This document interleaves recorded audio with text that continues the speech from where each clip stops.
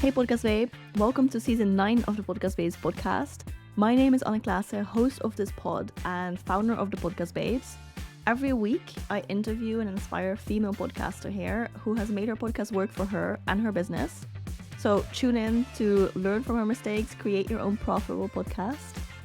Here's today's episode. Hey Podcast Babe, welcome. Today, I'm here with Corry and Melissa from the Business Reboot Podcast.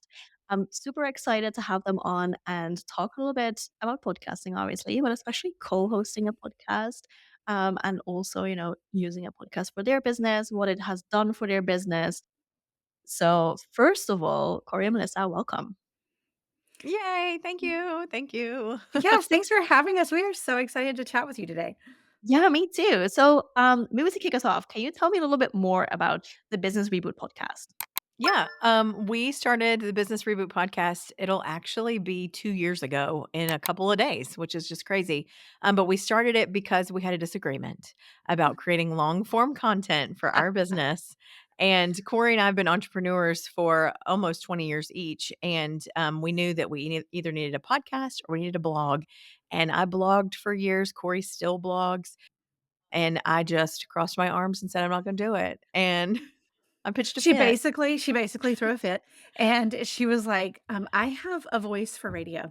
That's right. So I have she pipe said dreams. she did. She's like, "My 9-year-old inner child really always wanted to be on the radio, and this is my opportunity. So I'm going to fight you on this, and our long form content will be a podcast." I was like, "You know what? YOLO, let's do this." Let's do it. Let's do it. So that's really what we did. That was it. And we were able to serve clients. We're business coaches and we're able to serve clients with content that way. But then it also just becomes evidence for the people that we work with, that we know what we're talking about. Yeah, exactly. So it was really that just desire to create something like to be on the radio, and now it's so accessible, right? Like you can Mhm. just host your own radio show basically, if you want to, and then you decided to start it. So how long were you in business before this conversation came up and that you felt like you had to create long form content? Was this right at the start of your business, or were you already in business for a few years together as well? So we've been in business together with the Business Reboot as a partnership for 3 years now. I think June made it Mhm. 3 years, and so we spent the first little bit of time trying to figure out like exactly what we wanted to craft this business to be and how we were going to serve with it and through it. And so once we figured that out, we knew long form content. Somewhere, somehow, we needed to have content out there living that could serve on a bigger platform, and that people could find us and then decide like, hey, are these people that I want to work with. But it was also just a really great service vehicle, and we laid it on podcasting. We jokingly said earlier, Melissa threw a fit, but really it is something that we both could do from a distance, because we don't live in the same state. We're about 8 hours apart physically where we live. And so we decided that, let's give this a try. And the funny thing about podcasting was Melissa and I are classic overachievers, and we knew the stats were that most podcasts don't go beyond 7 episodes because they Yeah. know they realize then like the work that goes into creating a podcast. And so we defiantly created 8 episodes. We recorded them, we loaded them. And so when we launched with 8 episodes because we were like, if we're going to do it, we're going to do it right. And we're not going to be a statistic. And And we're that's kind of how we stubborn. started. And we're stubborn. Yeah. We're stubborn.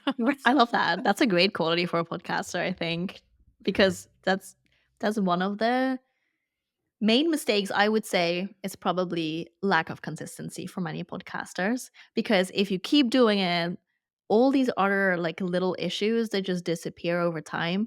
Most people who come here on the podcast, they say, "Oh yeah," like they cringe when they hear their voice or when they listen back to episodes, or they're not good at public speaking or interviewing people, or they don't know what topics they should talk about or what would resonate with their audience. But the thing is, if you keep doing it and okay, yes, some strategy would be helpful in this to make some strategic choices and then look at the data, what works. But if you keep going and keep releasing content consistently, you learn so much.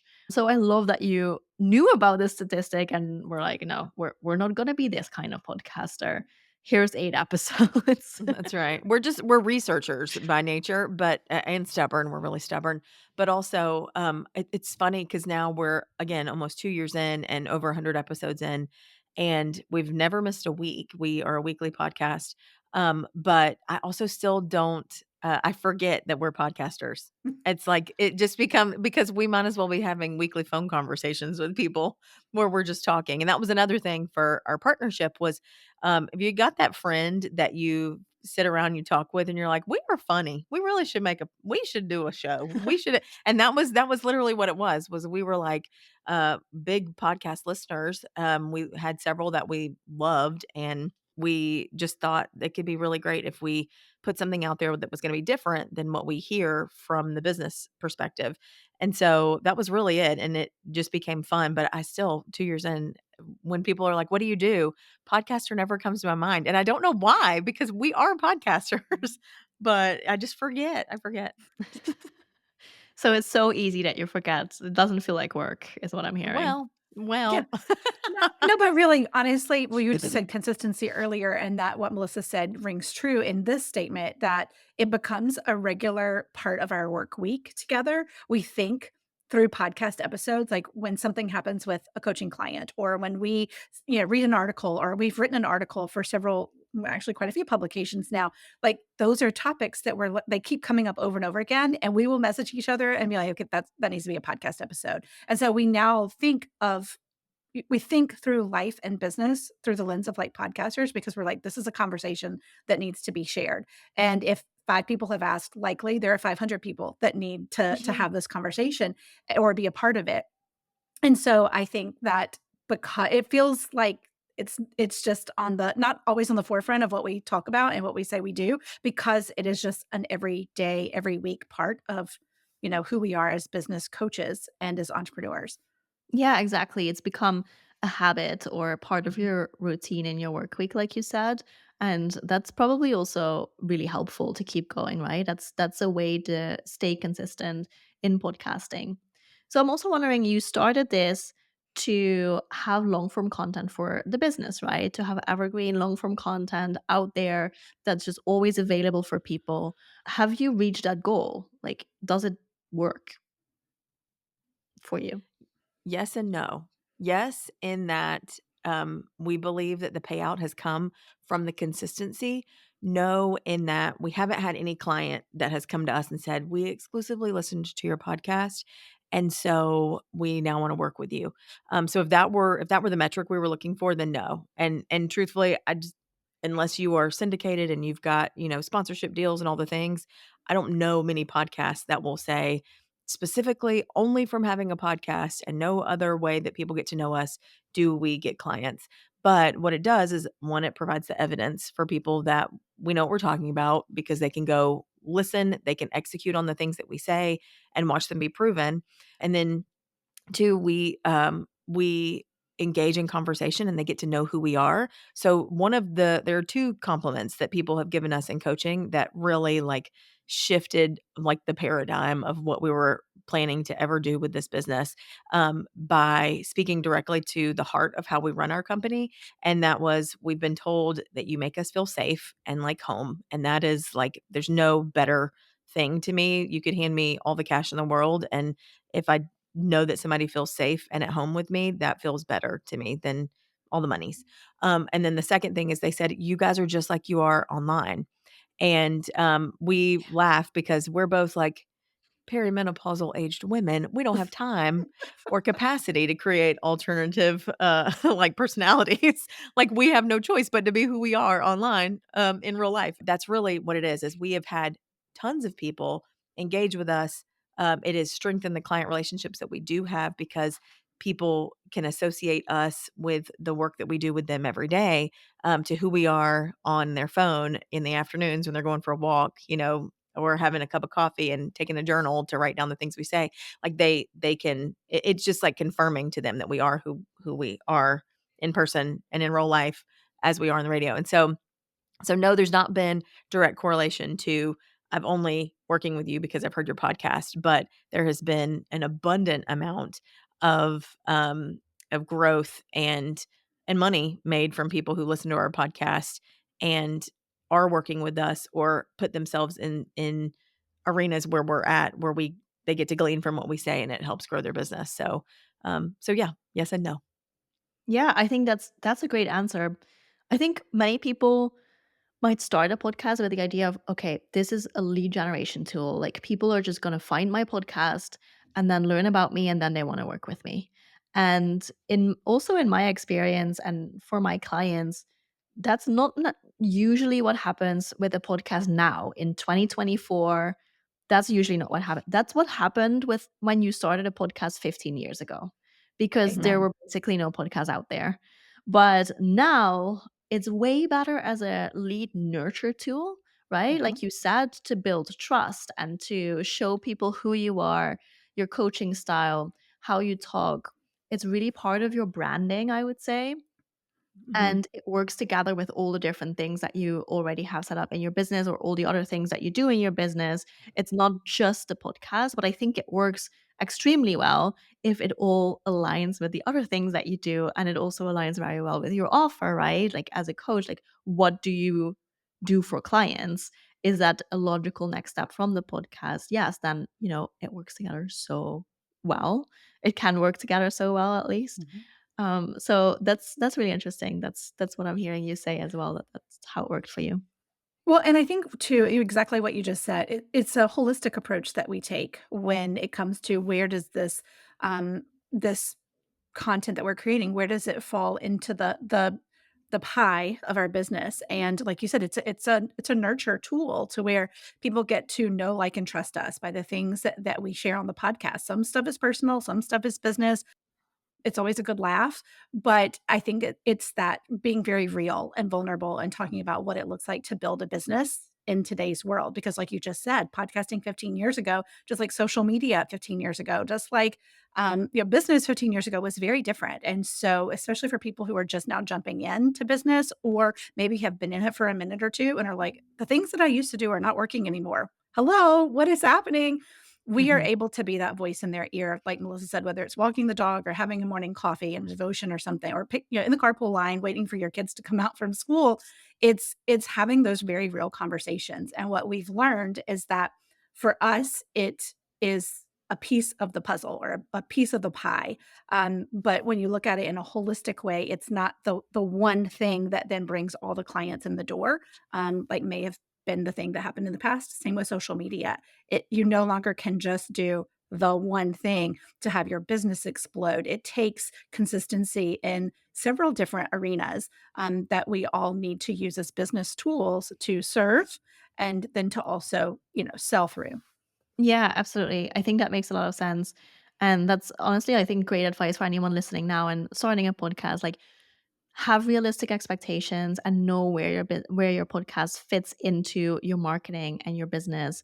I think that's super important. So from starting the podcast 2 years ago to now being over 100 episodes in, like people are listening, people are loving the podcast, you've been able to stay consistent. Has anything changed in terms of what you were doing 2 years ago or what you thought the podcast was going to look like to what you do now? 109 100 million% it has, yeah. What's funny though is as Corey was talking, I was thinking we're the worst because we have clients that are like, "I'm gonna start a podcast," and we're like, "No." And it's not it's not that we don't want them to. It's not that we don't think what they have to say is worth listening to, because it is. I think more people need to be able to utilize platforms like this because what they have, has a lot of meaning, and it can be really helpful and supportive for people who are going through things that only they could identify with. But it's a consistency issue. Mhm. It is that it costs money, it costs time. It's going to mean putting yourself out there. When Corey and I started the Business Reboot, one thing that was, different about us starting this company together, because we'd both had our own individual businesses for, a long time prior to that, um, but it was that we both said, "We can't do business in a partnership the way that we've ever run partnerships or teams before. Like if we have to come with any pretense or not be exactly who we are, we don't have capacity for that right now. Like we're both those women that people would look at and be like, they are too much. Like their personalities are big. They will, wrap you in a bear hug, even if they barely know you, and they might fight you in a parking lot if things get hard. Like, they are those people, because we're loud and we're funny and a little self-deprecating, and, but it's like we want people to feel welcome in our space, and that in the businesses that we've run before, it was like you had to put yourself in within these parameters in order to be accepted by other people in that industry. And the good thing about podcasting is even if it's just you listening or your mom, just your mom listening, that you can kinda let down that wall and be who you are, and so we starting the podcast when we did, we still didn't fully know who we were in the company, and in the last 2 years, we have become so refined that as things shifted with us, it was able to take the clients and the people who were listening, the listeners on that same journey with us, so that we didn't lose anybody along the way. As we elevated, they elevated too. And so it really like it's been more clarity that we had that we've gained over the last 2 years, and really a bigger resolve to say if we're not for you, you can move along and we won't be offended because we unfortunately are even more grounded in the we won't bend and sway, we're who we are, and we've gotten really comfortable saying that, whereas it was uncomfortable when we started this a couple years ago because we didn't want to be people that, would bore you when you listen to their podcast, but we also didn't wanna be cocker spaniels, which we have a tendency to be and bounce all over the place and all the things. So yeah, we got a lot more clarity, and I think that the mission and the purpose, um, just got even more refined and defined. And when we have people tell us all the time, I had to pull my car over because I was laughing so hard, and I couldn't see because I was crying at the same time. And then we have people say, "Man, like I implemented this one thing that you said, and it changed everything." And those are the things that we chase, even outside of the metrics of downloads and stuff like that. So it's just those kind of metrics have gotten more important to us too. Yeah. And I will also say too, and Melissa said refinement. It made me think of something that, from a logistical standpoint, Mhm. we have learned to work smarter, not harder, in this podcast world. And we have some really great systems in place. Before it was like YOLO, like let's just figure this out as we go. I think that you may see this in your own business is that people want to have all the things figured out and have to have all the things lined up before they're like sometimes willing to take that leap and take that step forward and create the thing. And not that you don't need to do your, like Melissa said, we are researchers. We do our research. We know what we know, but also we are loose reined enough that we can be willing to let it evolve on the journey. And one of the things that we've done is learn how, if we're creating podcast content, that is also going to be dissected into our social media content, because we don't want to completely always be reinventing the wheel of we have to create this content here, we have to create this content here, we have to create this content here. We've learned how to make it all work in a nice little roadmap of content creation, and then having it on Pinterest so that that drives traffic back to the podcast. Like those Our email logistical things, marketing. Yeah. all of our email marketing, like social media, Pinterest, email marketing, and the podcast all work um, cohesively. And it's taken time now, 2 years, to get that process refined, and we're still refining. You know what? I think that as the markets shift and things, the world evolves, we will continue to have to refine and refine. But that's also part of the fun in it, I think. Yeah, absolutely. And I think it's only a good thing, right? If you keep figuring things out, because like you said, everyone wants everything all at once. So people start a podcast and it needs to be weekly with video and, social media as well and email mark, like all the different things. And I'm sure there's value in being everywhere all at once, but it's often for many business owners just not feasible. So I think it's so good to hear how you repurpose that one podcast episode for all these different channels, and that's the beauty of long form content, right? That you have Mhm. so much to work with, and that you can do that. And then if you have a new episode, so new content every single week, I mean, it's relatively easy to keep that content creation machine going. Mhm. Also, just wanted to highlight what you just said. I think Melissa, you said that the podcast also is a powerful tool because it works as kind of a filter as well for non-ideal clients, right? So if Mhm. people listen to the podcast and are like, you know what, I don't like listening to Melissa and Corey. Okay, great. then there's another podcast out there probably Right. that these people do like listening to, and then cool, great. But people who listen to your podcast, they're interested, they get to know you, and then you go into that nurturing stage, and then they know how to sign up to work with you. So that's a really beautiful thing. Just wanted to highlight Yeah. that one thing because I think that's also so important and something that we probably don't even talk about that much. That, like filtering your audience as well. Like you Yeah. don't Right. want just anyone listening. No, you want your ideal client listening. Right. Yeah. It's like engagement. A lot of people will throw money at people who have a giant amount of followers on social media. And I'm like, yeah, but if you could have 100,000 followers, but if you get 3 comments, and Yeah. if the next person has 1,000 followers and they have 300 comments, like whose metrics are going to be better for engagement? I think that it's also just important to when you're starting this and you're coming out the gate to figure out knowing that you will grow and shift as you should. Our podcast episodes today should not sound the same as they did Mhm. on the first episode. I listen. Here's a cold hard truth behind the Business Reboot podcast. Corry listens to every episode. For I me, do. if it She comes out of my never, mouth, never. I will forget it if it's not recorded. And she will send me, she doesn't even just send me episodes to listen to. She'll send me screen recordings and be like, look, we sounded so smart, right? I'm like, look at us, we did. And it is so funny. Because it's like listening to myself on an answering machine in the 90s. Like I cringe just a little. But you should feel as though as much as the content evolves, you also evolve. And in that, it lets you become more aware of what you want and what you don't want. For a lot of our coaching clients, that is the main question we ask. What do you want? And sometimes they can't tell you. They can absolutely tell you what they don't want. And to us, that's almost more important because once you know what you don't want, it narrows down what you do. And so if we're not for people when they listen, that's absolutely okay. And look, send us an email. We will gladly recommend some other podcasts for So you. true. But it does help us to get more resolved in who we are and how we serve, being able to be ourselves on the air. Yeah, absolutely. How is it to co-host a podcast with someone else? Has that ever been a challenge for you guys because you were already in business together, you've had this partnership before starting the podcast. Was it difficult to start this podcast together or was it just smooth sailing from day one?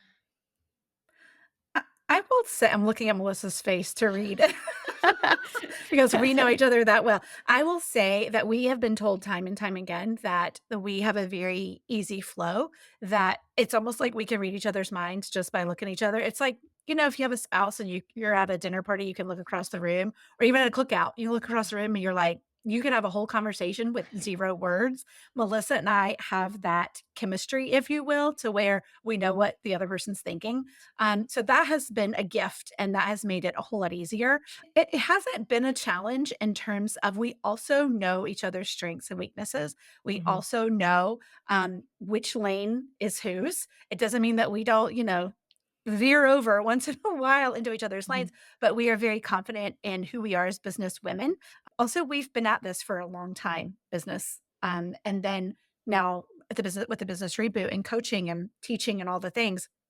And I think that when we look at it as it's more important for me to make sure that Melissa's good and that she feels confident in what we're doing and what we're putting out and is aligned, that word I know is a buzzword, but like it feels good in her gut, then it's good with me. And Melissa also does the same thing. If I say something is like, that's not a topic that I think we should touch right now, she'll back off and be like, "Oh, okay, you're right. Let's talk about this."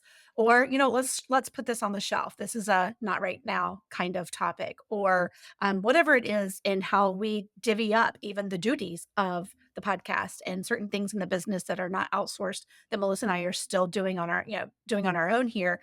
We've really gotten really great at trusting one another and building that relationship to where, you know, we know that we both have each other's best interest, and also equally as important, the best interests of our community that we're building with this podcast, as well as potential clients and the clients that we're currently serving. And so I think when we have all of that as the on the front burner, if you will, it makes it so much easier. Yeah. Yeah. I agree with that. I mean, we very much are like news anchors where it's like, and now back to you, Fred. And we and so, but we also know the ebb and flow of each other's voices. And so when Mhm. Corry is going to finish, I can step in, and then it's the same. It's we work in this almost like infinity symbol when we're talking. And but also we coach in tandem. We have hosted retreats in tandem. And so we've had a lot of practice being the two-person show for a long time. And so it doesn't feel, we never have those down moments. We don't. And I will say this, we have listened to hundreds and hundreds of podcasts, and let's just say what it is. Some of them are boring, and that's fine. And some of them are super high energy, and that's also fine. Neither one of those are us. And so we just said when we started this, we were like, we need it to be fun.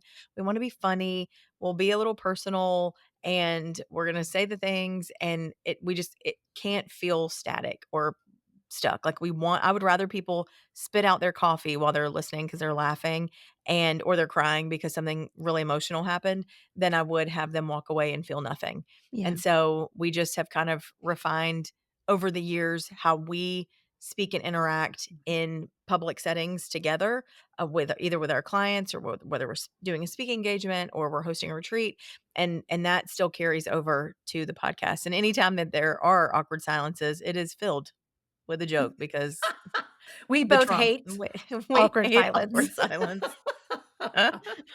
And I will say, honestly, talking about this, like there have maybe been a handful of times where we've like hit stop, done with the recording and been like, yeah, that wasn't it today. Once in a while, I think we've re-recorded maybe one episode in all. This week is like 107 episodes. I think we've re-recorded one time. Most of the time we're like, there was enough good stuff in there that like, it's fine. It's fine. Done is better than perfect. It's okay. Not our best, but it's fine. It's not our best, but it's fine. But there's only been maybe a handful of times where we'd be like, what do you think? Does that? And knowing that Melissa's not going to go back and listen to it, and I will be the one that goes back and listens to it fine and by me. offer constructive criticism. There's only been a time or two where we're like, yeah, no, that was not it. We've got to redo that. So we have a pretty good handle on the partnership of the podcast. But we can feel it when we're doing it. By the time we finish, we're like, woof, that was something. Or we'll be like, that was so good. That was so good. We're so good. Yeah, exactly. Okay, so what I'm hearing you say, just like some takeaways for people who are listening now and who might want to host a podcast with a co-host as well. What I'm hearing you say is practice. It doesn't have to be a podcast per se, but like you said, hosting retreats together, doing other things together, like, coaching together, just, whatever it is, just like having conversations and speaking stuff together probably really helps. And then knowing the vision and the strategy for the podcast because you've decided on that together as well, right? Right. So the style of the podcast because you've discussed that beforehand. Everyone is on board. Everyone is on the same page.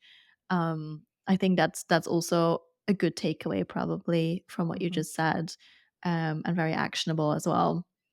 Cool. Amazing. Yeah. Thank you so much for sharing your insight today. It was really interesting, especially because, I'm a solo podcaster and I do all my interviews solo. So I'm the only one asking the questions, So it's really interesting to see how this works so well for you and that you complement each other so well, with your skill sets and strengths and weaknesses. And I'm also just excited now I listened to your podcast before, of course, to do my research into you guys, but also to listen to it again because I love a good podcast that's value packed, but also funny. I think that's really important. And like showing your personality in the podcast makes it even more powerful because people just get to know you better and that builds a connection, even when you're not face to face. Absolutely. We love it. Thank you so much for having us. Thank you for coming on today. This was such a good chat and a good conversation. Oh, thank you. Also a reminder that all the links are in the show notes. So go check out the Business Reboot podcast. Check out Melissa and Corry's website. And thank you for listening. See you in the next one. All right, that's it for today's episode. Need some help to get your podcast off the ground? Not sure where to start and what to focus on? Go to thepodcastbabes.com to schedule a call and learn more about our podcast launch and production services. See you next week.